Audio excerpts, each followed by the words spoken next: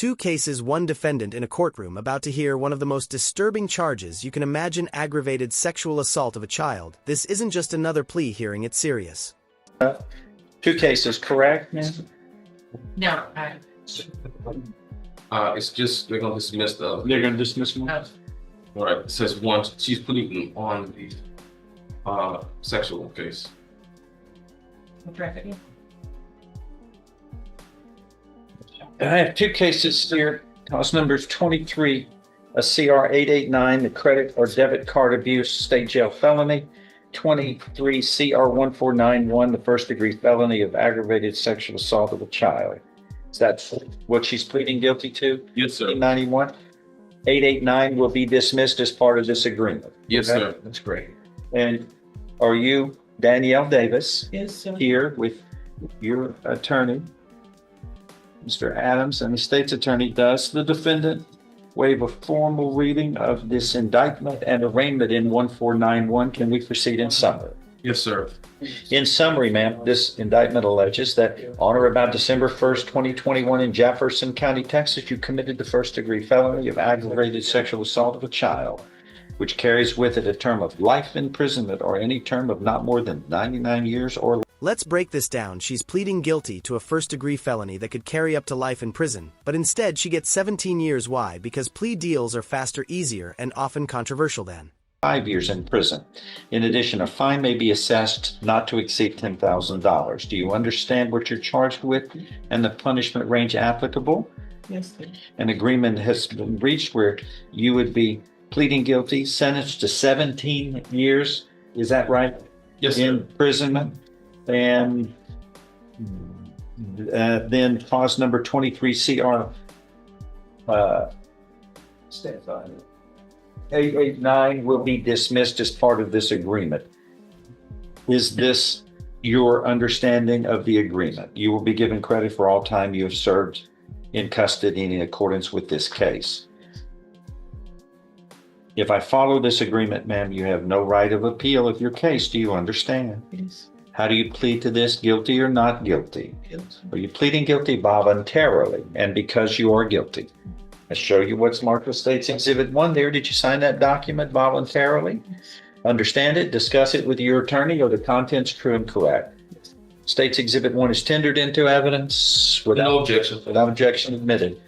This states you were mentally competent to enter your guilty plea. It's freely and voluntarily made. You know what you've been charged with. The indictment's been read to you. You've read it. You were guilty of the crime charged and any lesser included offenses. You were giving up your rights to a jury trial and the rights to the appearance, cross-examination. this point. She's giving up everything: a jury trial, the chance to challenge evidence, and her right to remain silent once a guilty plea is entered the courtroom becomes more about paperwork than persuasion. Confrontation of witnesses. Totally satisfied with the representation provided by your lawyer. All truth so help you God. Yes. State's Exhibit 1 is made a part of the record for all purposes. No objection. Pre-sentence report is waived. Yes, sir. I will follow this agreement if nothing further and find you, ma'am, are pleading guilty voluntarily to this first degree felony of aggravated sexual assault of a child. And it's aggravated for, among other reasons, the child was then and there younger than 14 years of age.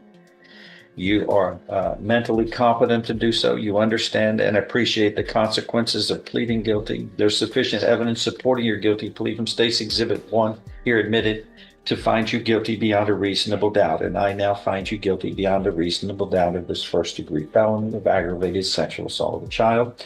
I am following this agreement. You are hereby sentenced to confinement in the institutional division of the Texas Department of Criminal Justice to serve a term of 17 years. Do you understand what has happened today, ma'am? Yes, sir. Stand by.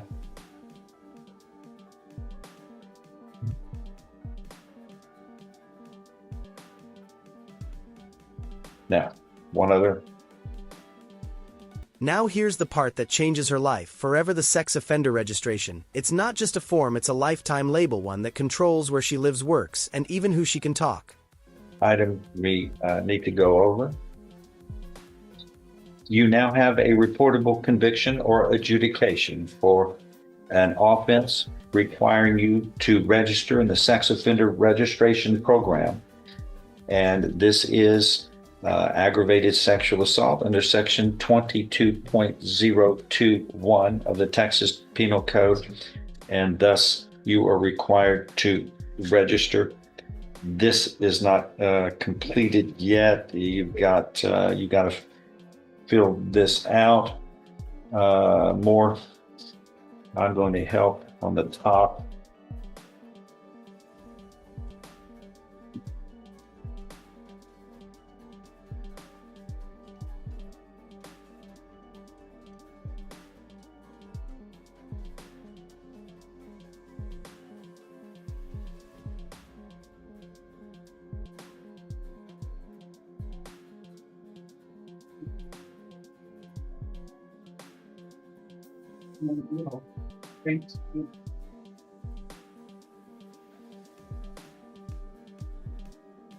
All right, I'm going to show you. I filled all of this. Is this review it? Is all of that correct? And did you sign that document? And yes, it is going to be part of the record. And this is a sex offender registration admonishment.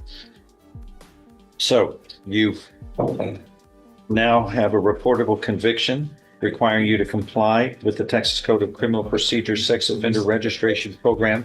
Failing to do so properly and timely would be a criminal offense that can result in prosecution.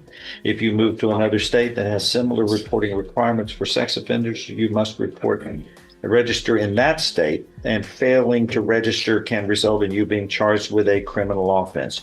Do you understand the requirements here? And I believe this is for life. Yes, Your Honor, that's correct. This,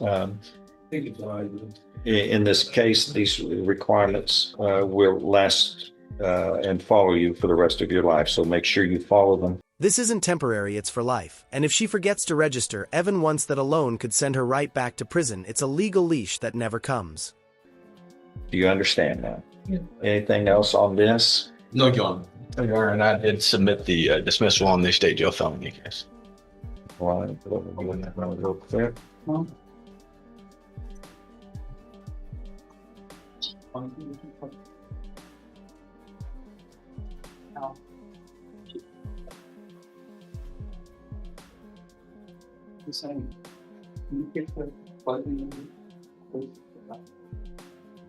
don't have it. Do we have this, the dismissal? I don't have to. That's going to be. Oh, wait. We see our 889, right? That's correct.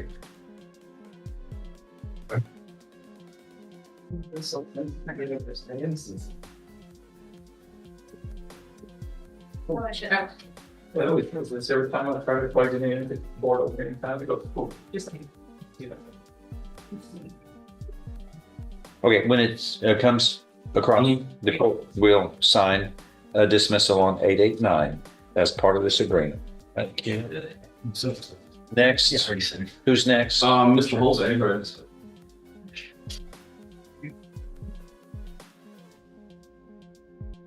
Yeah. Yes, ma'am. I remember you took away my phone calls and stuff like that while I was in the county. And I was on restriction. I couldn't get no type of communication whatsoever.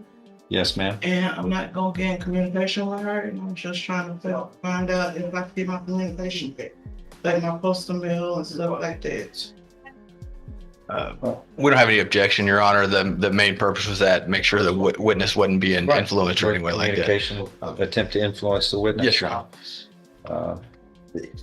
I don't, I will lift that order, but whatever if the jail has other orders for other reasons, I'm not going to interfere with that. Okay. That's going to be their business.